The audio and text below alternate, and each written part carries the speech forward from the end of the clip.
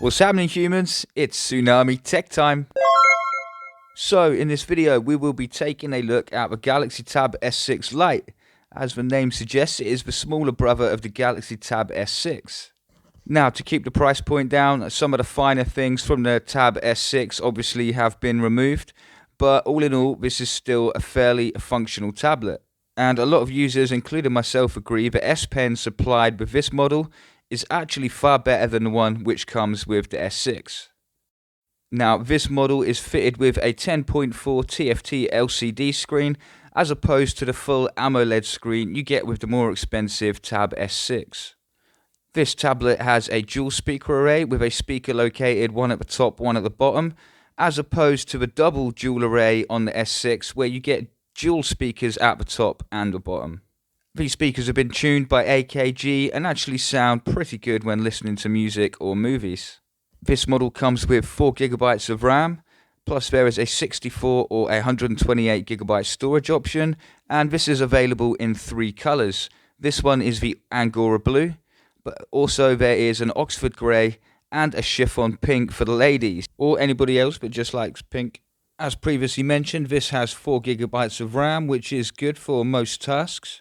And this is being powered by an octa-core 1.7 GHz processor to squeeze the most power out of that as possible.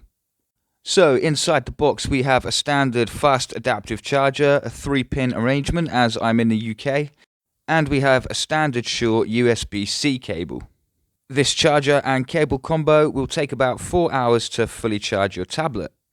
Then we have the SIM tray removal tool. Strangely with some instructions, presumably for those of you that don't know how to get it in the hole. Not a problem I often suffer with. And last but not least, of course, we have the S Pen in here. So go and squeeze that one out of the tube, a bit like a pepperami, just don't take a bite of this one. Now please don't judge me, people, but there is something oddly satisfying about slowly squeezing this one out of its tight wrapper. Whoa, that's the money shot. Now, the reason I believe this is actually improvement on the pen which comes with the higher models, you will actually notice, if you can see here, this one is actually rounded on 3 sides, and then it just has one flat edge, which is the edge with the magnets fitted. This just makes it fit so much more comfortable into your hand, and it just feels much more normal as a writing device. The one with the Tab S6 and I believe the S7 actually have 2 flat sides and 2 rounded sides. So, sliding this one out of its shiny protective wrapper, as you can see, this is the Angora Blue, as I said. It's a little lighter than it looks in the pictures, but that is fine with me. So, let's flip this one over and adjust the lighting so you don't have to look at my gargoyle reflection. So, as I mentioned a moment ago, this S Pen is actually fitted with a couple of magnets along the flat edge. That allows you to snap the pen onto the magnets quite firmly onto the edges of this tablet. Now, apparently there are magnets in both sides, but I find on the right hand side at the lower end, you can literally throw the pen on and they are tight enough to kind of snap it on and keep it there. And as you can see, if you shake it around, it is actually pretty strong. It does not come off. If you were even jogging with the tablet in your hand, the pen would not come off. However, on the other side, I'm not sure if it's just the way that I'm trying to do it, but the magnets just do not seem to line up. If you can notice that, it's actually jacked at a bit of an angle and it just doesn't sit straight. Now, if you actually push it further up, it does sit a little bit better, but it does not have the contact or the strength that it does on the lower right hand side. I'm not sure if this is some sort of design flaw, or if this side isn't supposed to be magnetic and it just is because of the frame. I'm not really sure, but as you can see, if you get it in the sweet spot, it will stay there, but it's awkward compared to putting it on the magnets on the right. There you go. Literally that time the magnets actually repelled it off. So yeah, use the magnets on the right hand side and it seems like a much better contact. Overall, the feel of this tablet is very good with the aluminium chassis. It feels very stiff, and only being 7mm wide, which is actually nearly a millimetre thinner than my Galaxy S10, which comes in at 7.9, it does actually feel like a very stiff thing. If you hold it by one corner, you can't feel any flex. It doesn't feel like your screen's about to break under its own weight. It does actually feel good and solid. So a nice feature on this device is when the screen is turned off, If you simply bring the S Pen to the screen with the button held down, it will instantly turn into a writing surface, so it makes it very quick and easy to take notes without actually having to unlock your device and open up a notes application first.